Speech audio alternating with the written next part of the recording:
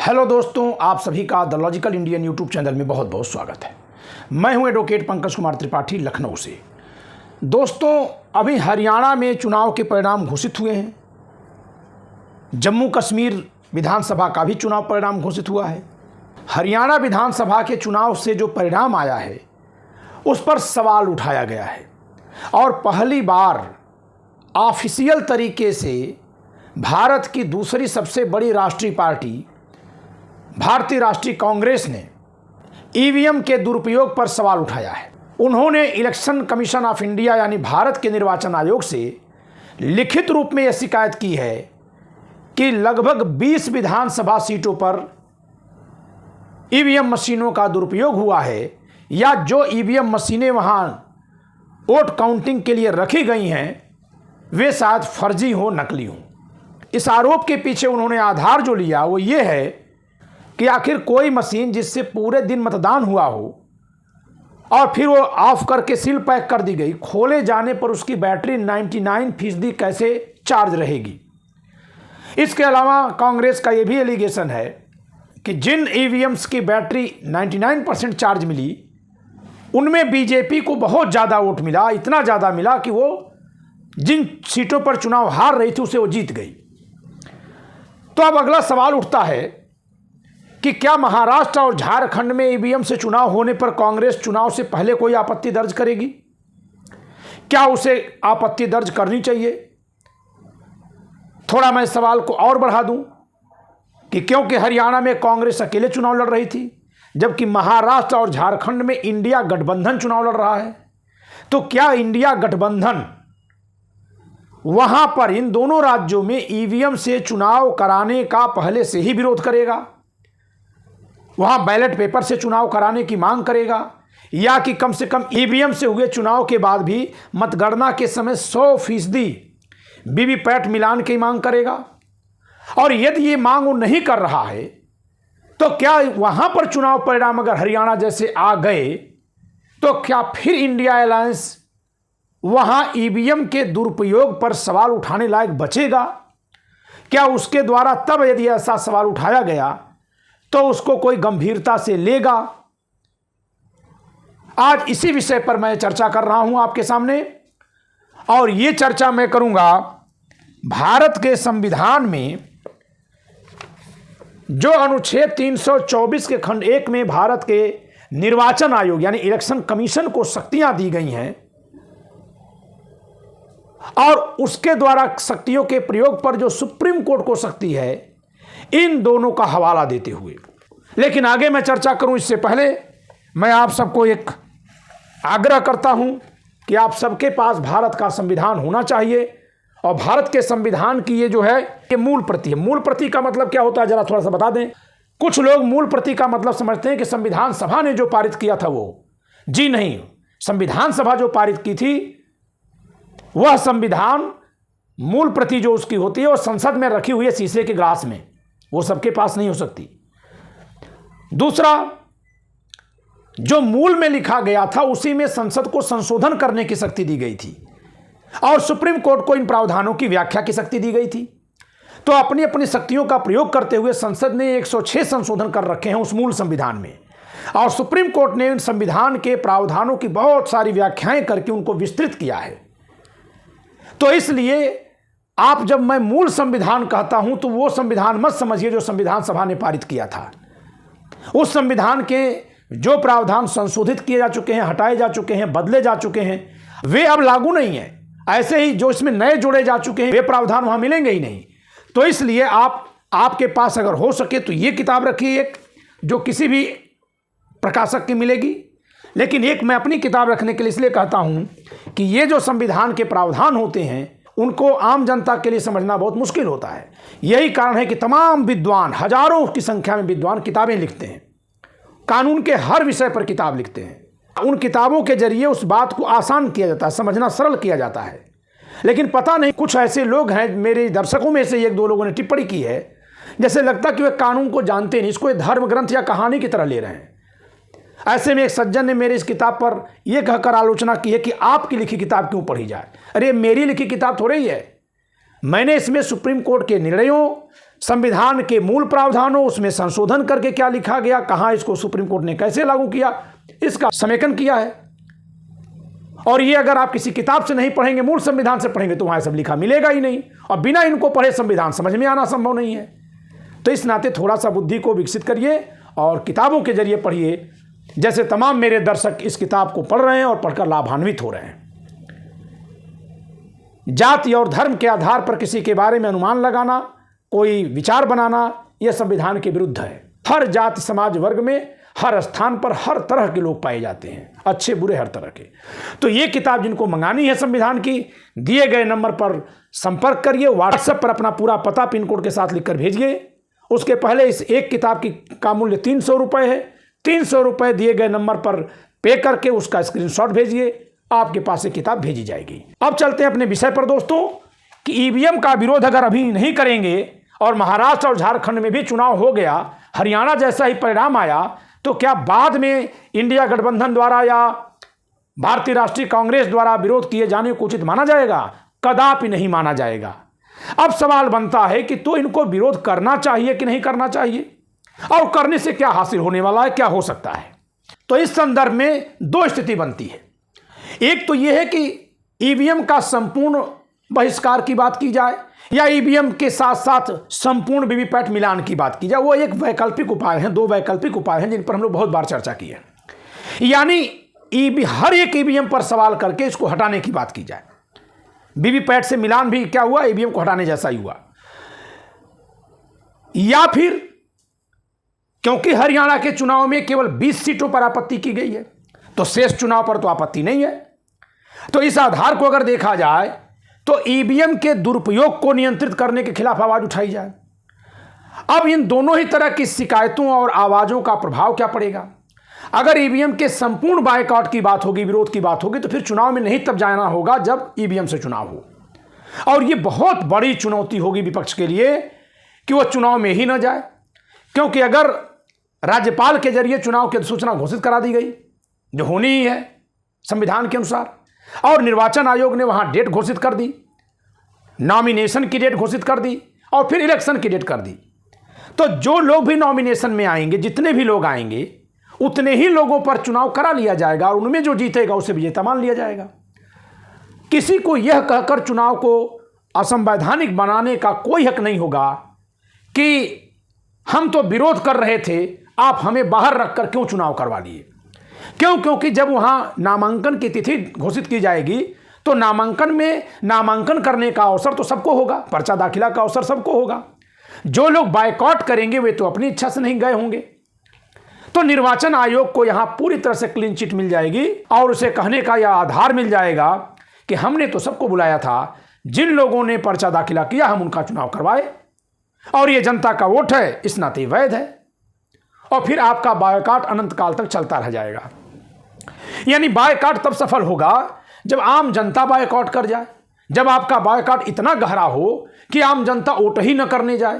क्या यह संभव है? क्या ऐसा संभव है कि महाराष्ट्र में विपक्षी गठबंधन या जो लोग भी ईवीएम से चुनाव नहीं चाहते हैं, वे सब लोग अगर बायकॉट करने की ईवीएम का चुनाव होगा तो हम शामिल नहीं होंगे, तो क्या बूथों पर लोग वोट देने नहीं जाएंगे? कितने प्रतिशत लोग नहीं जाएंगे? अगर वहां 10-15% तक वोट आ गया तब तो मान लिया जाएगा कि नहीं, बहुमत ने विरोध किया। लेकिन अगर 40% वोट हो गया तो फिर क्या माना जाएगा? और वैसे भी उसको कहीं वैधानिक तौर से चुनौती आप नहीं दे सकते कि 40% लोग वोट देने आए।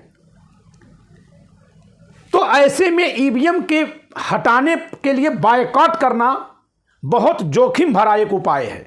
यह तभी पूरा किया जा सकता है जबकि इस पर निर्वाचन आयोग भी सकारात्मक रूप ले, इसका कोई उचित विकल्प लोग मिलकर निकालें और जनता ईवीएम हटाने वाले लोगों के साथ हो, यानी देश उनके साथ हो।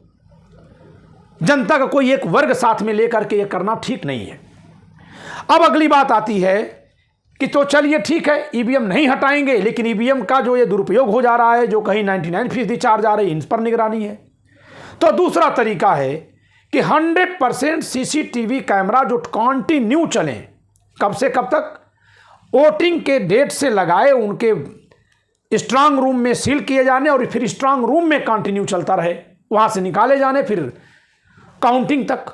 इस बीच में कहीं भी एक क्षण के लिए भी कैमरा बंद न किया जाए।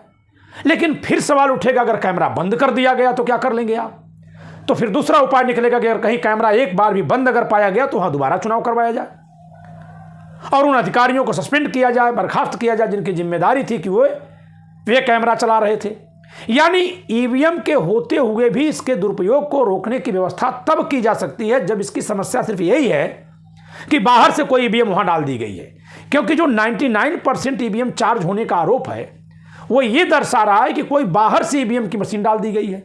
अब स्ट्रांग रूम में ताला बाद में खुलता है कि नहीं खुलता है, वहां पहरेदारी होती है कि नहीं होती है, तो इसको नियंत्रित किया जा सकता है। यानी हैकिंग को तो नहीं नियंत्रित किया जा सकता, अगर हैकिंग का कहीं आरोप है, कहीं उसकी संभावना है तो, लेकिन ईवीएम नई रखे जाने, बदले जाने का नियंत्रण संभव है। तो दूसरा है कि इसकी सख्त मांग की जाए। अगर इसके लिए एक प्री डायरेक्शन के तौर पर इलेक्शन कमीशन से मांग करते हैं और उसके न मानने पर सुप्रीम कोर्ट में जाते हैं तो सुप्रीम कोर्ट भी डायरेक्शन दे देगा, क्योंकि ये डायरेक्शन देना सुप्रीम कोर्ट के लिए बहुत सरल है कि आप जो है सीसीटीवी कैमरे में ये काम करिए, फुल्ली करिए। तो इस तरह से ईवीएम के दुरुपयोग को रोकने या उसके बदले जाने के रोकने को अगर यदि अभी से मुद्दा नहीं बनाया गया, चुनाव से पहले इस पर आवाज नहीं उठाई गई और चुनाव में भाग ले लिया गया, बाद में हारने पर ईवीएम पर सवाल उठाने को ईवीएम पर ठीकरा फोड़ना माना जाएगा, बहाना माना जाएगा।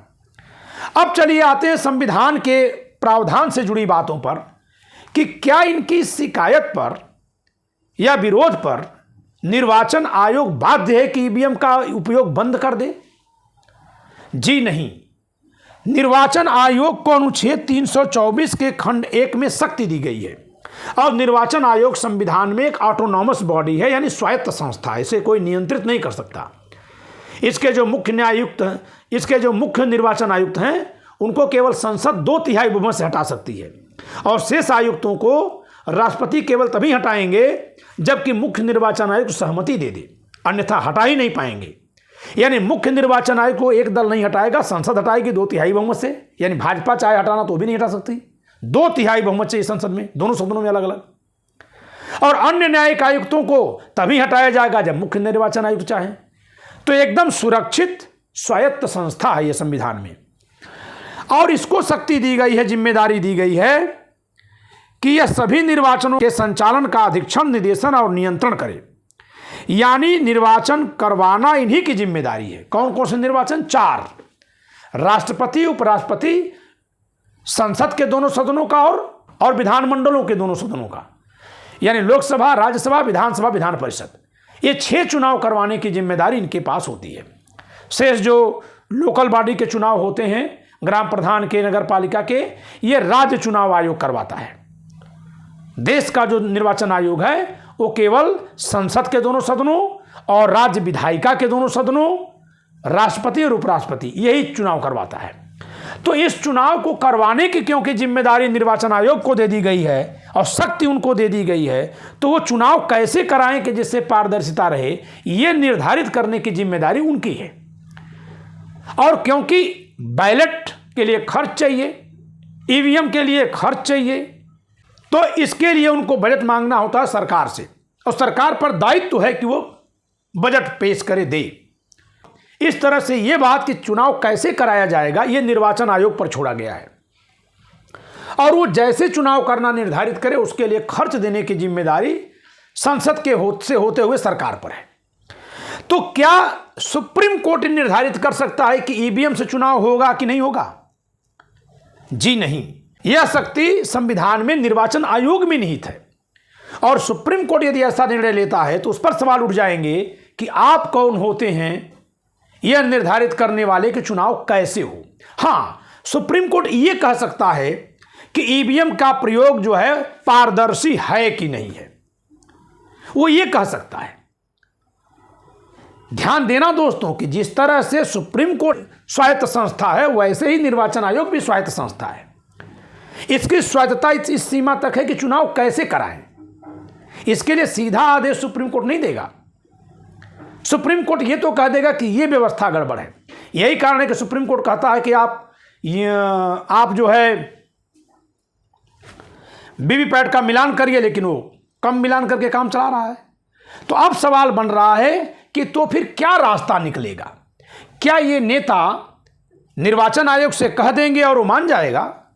आपको अगर ऐसा लगता है तो कमेंट बॉक्स में लिखिएगा। अब तक की घटनाएं जो घटी हैं 2014 के बाद से, जिस तरह से अधिनियम बनाकर मुख्य निर्वाचन आयुक्त की नियुक्ति में सरकार ने अपना आधिपत्य पा लिया है, सुप्रीम कोर्ट के निर्णय को धता बताते हुए अधिनियम बनाया गया था, उससे तो स्पष्ट है कि इस समय निर्वाचन आयोग वही करेगा जो सरकार कहेगी। ऐसा दिख रहा है, संविधान में ये नहीं है लेकिन दिख तो यही रहा है। और संविधान के अनुसार निर्वाचन आयोग जो करेगा वो निर्वाचन आयोग ही निर्धारित करेगा कि वो करेगा या नहीं करेगा। तो फिर ईवीएम को हटाने या इसको नियंत्रित करने के उपाय के लिए निर्वाचन आयोग को तैयार कैसे कराया जाए, ये बहुत कठिन बात है। तो ऐसे में एक उपाय बचता है, जनता के सामने जाना। क्या अभी तक ईवीएम पर कभी ये नेता जनता के सामने गए हैं? जो लोग ईवीएम पर आज सवाल उठाए हैं, अब तक तो नहीं गए हैं। हम लोग भले गए, आम लोग गए, क्योंकि मेरा ये मानना है कि चुनाव एक ऐसी पारदर्शी प्रक्रिया से होना चाहिए जो हर एक मतदाता की समझ में आने वाली हो। समझ में आने वाली, मेरी तमाम वीडियोज आपको पहले से मिलेंगी। मैं यही विचार रखता हूं कि चुनाव की प्रक्रिया वो होनी चाहिए जो हर एक मतदाता को समझ में आए, उसे दिखे कि हमने यहाँ वोट दिया, डिब्बे में डाला, ये डिब्बा पैक हुआ और ये वहां गया, वहां वही डिब्बा पलटा गया, खोला गया और गिना जा रहा है। तो वहां समस्या आती है बूथ कैप्चरिंग की। उस बूथ कैप्चरिंग के लिए फिर आप वही उपाय अपनाइए। पहले बूथ कैप्चरिंग होती थी, एक समस्या थी, लेकिन वहां री इलेक्शन होता था। अगर ईवीएम में घोटाला कर दिया गया तो फिर री इलेक्शन क्यों नहीं हो रहा है, रीकाउंटिंग क्यों नहीं हो रही है, ये क्यों मान लिया गया है अब जो इलेक्शन हो रहे हैं एकदम फेयर ही हो रहे हैं, कुछ गलत नहीं हो सकता? तो इसमें अंतर क्या हो रहा है कि ईवीएम में अगर कुछ गलत किया गया तो उस पर सवाल ही नहीं उठाया जा सकता, जबकि बैलेट से गलत होने पर सवाल उठाए जा सकते थे, वो दिखते थे कि ये गलत किए गए हैं। इस नाते मेरा मानना है कि आप या तो बैलेट पेपर से चुनाव करवाइए सख्त नियंत्रण में, या ईवीएम से कराइए तो संपूर्ण वीवीपैट मिलाइए। जहां जहां सवाल उठ जाए वहां वहां जरूर मिलाइए। हरियाणा में अगर यही होता तो जो इतनी सारी अफवाहें फैल रही हैं, जिनके फैलने का अवसर मिल रहा है और जिससे लोकतंत्र कमजोर हो रहा है, इसको रोका जा सकता है। भाई ठीक है, यहाँ के चुनाव परिणाम पर आपको आपत्ति है, चलिए वीवीपैट मिलाते हैं। और वीवीपैट क्या होना चाहिए? वीवीपैट एक ऐसी पर्ची होनी चाहिए जिस पर व्यक्ति मुहर लगाए और तब ले जाके जमा करे। तो कहने का मतलब यह है कि कोई न कोई ऐसी व्यवस्था की जाए कि पारदर्शिता सुनिश्चित रहे। इसकी मांग जनता से अभी करनी होगी इन नेताओं को। यदि नहीं करेंगे तो चुनाव कराना, परिणाम घोषित करना निर्वाचन आयोग की ऐसी शक्ति है कि उसके द्वारा चुनाव करा लिए जाने पर उस पर शिकायत करने का कोई बहुत महत्व नहीं रह जाता। तो मेरा सुझाव है कि अगर आपको हरियाणा चुनाव से यह लगा है कि ईवीएम का दुरुपयोग हुआ है या हो सकता है, तो आप महाराष्ट्र और झारखंड के चुनाव में पहले से ही इस पर आवाज उठा दीजिए। अन्यथा यह माना जाएगा कि अपनी हार को कवर करने के लिए आप ईवीएम का राग अलापते हैं। इस वीडियो में इतना ही। वीडियो पर अपनी प्रतिक्रिया दीजिएगा कमेंट के माध्यम से। वीडियो पसंद आए तो लाइक करिए, शेयर करिए, चैनल सब्सक्राइब न क्यों सब्सक्राइब करिए। जय संविधान।